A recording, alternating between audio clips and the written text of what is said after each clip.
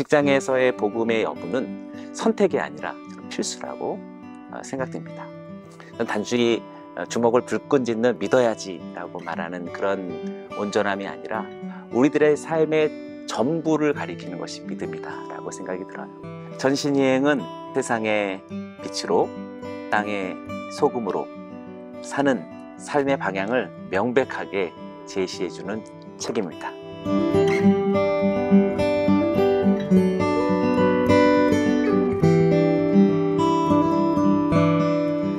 안녕하세요. 성민교회를 담임하고 있는 이혜영 목사입니다.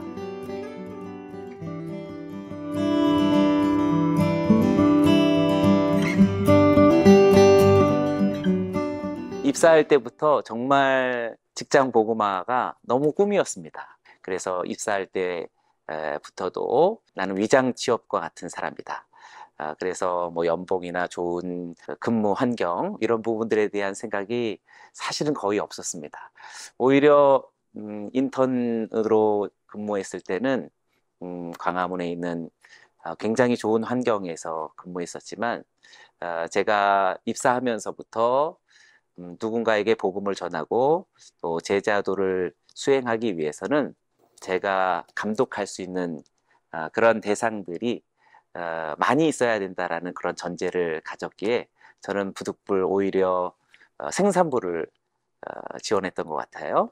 그래서 많은 고민을 했지만 결국 생산본부의 생산부를 지원하게 됐고 또 그곳에서 아직 고등학교를 채 졸업하지 않은 오퍼레이터들로서 취직하는 그런 지체들을 많이 만나게 되었던 것 같습니다.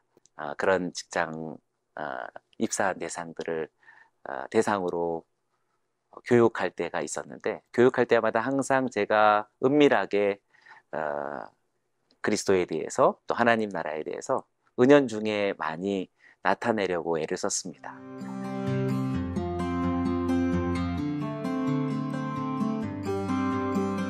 어떤 연구소에서 나온 수석연구원이 강사로서 신입사원 교육을 하고 제가 그것을 전체를 준비할 때 그 강사님은 분명히 예수 그리스도에 대한 언급도 없었고 하나님에 대한 어떤 표현도 절대 없었는데 강의를 들으면서 저분은 독실한 크리스찬이다 라는 것을 느꼈던 것이죠. 그래서 강의 끝나고 나서 그 수석연구원하고 교제하게 되었는데 아니나 다를까 완전한 크리스찬이었어요.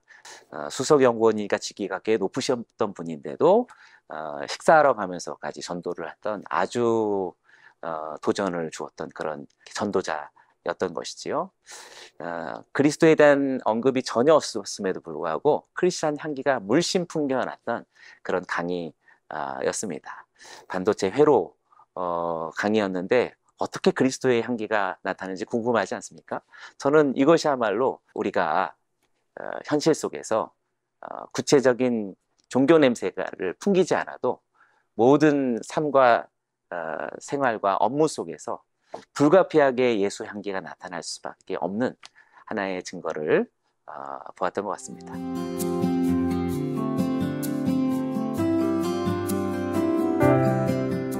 일을 하는 과정에서 나의 성격이 나타나겠죠. 혹은 일하는 방식에서 비윤리적인 어떤 방법론을 쉽게 채택할 때 자기 스스로가 동료들이나 일과 관련된 사람들에게 그리스도를 나타내는 것이 떳떳지 않겠죠.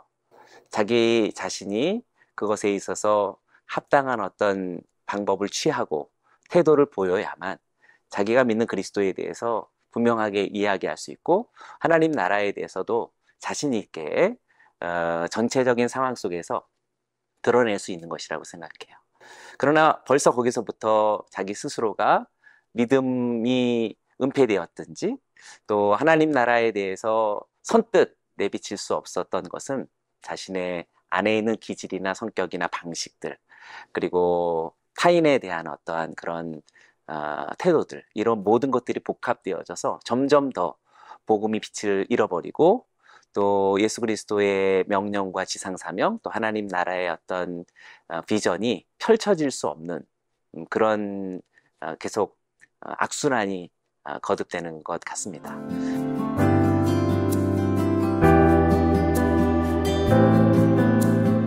야고보 자체가 이야기하는 것은 시험은 한 가지다라는 것이지요. 좋은 시험과 나쁜 시험이 있는 것이 아니라 사실상 내가 그것을 믿음으로 인식하느냐 아니면 자기 자신의 내적인 연약함의 태도로서 응답할 것이냐, 이 두 가지로 나뉘어지게 되는 것 같아요. 믿음으로 응답하게 되면 그것이 실현이 되어져서 결국 인내가 발생이 되는 것이죠. 그리고 그것은 결국 생명의 자리까지 나아가게 되지만, 그러나 자기 자신에 있는 연약함을 계속 의지해서 좋은 시험을 또 나쁜 시험을 따로 구별해서 이것은 저 사람이 나에게 준 해악이고 또 저것은 하나님이 나를 외면한 어떤 까닭이다라고 하는 그런 스스로의 어떤 해석들이 오히려 스스로 만들어내는 미혹이 되는 것이라고 생각됩니다. 사단은 딱 그 약점을 찾고 들어오고 우리를 더 파괴시키는 것이다라고 생각이 들어요. 이렇게 우리들이 만나는 수많은 일상에서 이렇게 통칭하는 시험이라는 이 단어가 야고보서가 아주 압축해서 우리들의 일상을 잘 인도해주고 있다라고 생각이 됩니다.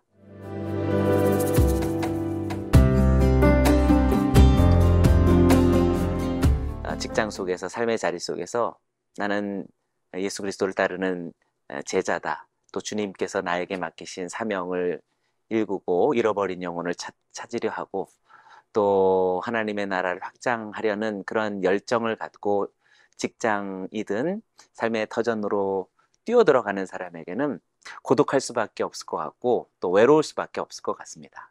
그러나 그때마다 하나님은 엄청난 위로를 주시고 또 성령님은 놀라운 용기를 주실 때가 있는 것 같아요. 제가 돕는 사람들은 많지 않고 저 자신도 힘이 이렇게 붙였을 때 중앙 식당으로 식사하러 가던 때였던 것 같아요. 무심코 불어오는 바람이 마치 성령님이 제 얼굴을 감싸면서 저를 위로하는 듯한 그런 마음에 큰 감동이 있었을 때가 있었습니다. 그때 정말 폭풍 같은 눈물이 얼마나 흘러내렸는지 모릅니다.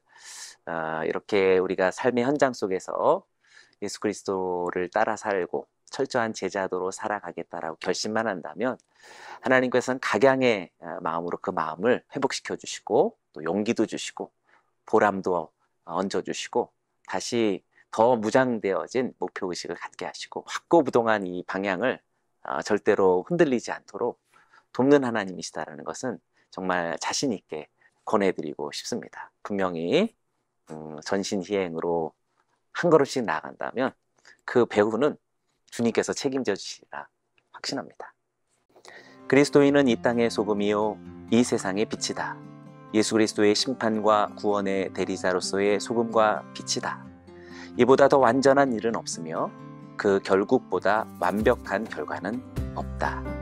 빛은 비추어지는 것이고 소금은 짜게 마련입니다. 우리가 정말 예수 그리스도를 믿는다면 어쩔 수 없이 비추어질 수밖에 없고 어쩔 수 없이 짤 수밖에 없습니다. 우리가 못하는 것이 아니라 분명히 어딘가에 내 연약한 마음에 감추어져 있고 또 삶의 굴곡에 잠깐 숨어 있을 뿐이지 결코 그 기능과 그 능력은 숨길 수 없는 것이라고 생각됩니다. 전신희행의 삶은 예수 그리스도 안에서 불가피한 삶이요 필연적인 삶이라고 생각됩니다. 그러니 이 책은 예수 그리스도를 만난 사람이라면 누구든지 전신희행의 길을 갈 수밖에 없고 전신희행의 길을 가는 사람은 완벽한 사람이요 완전한 인생이라고 말하고 싶습니다.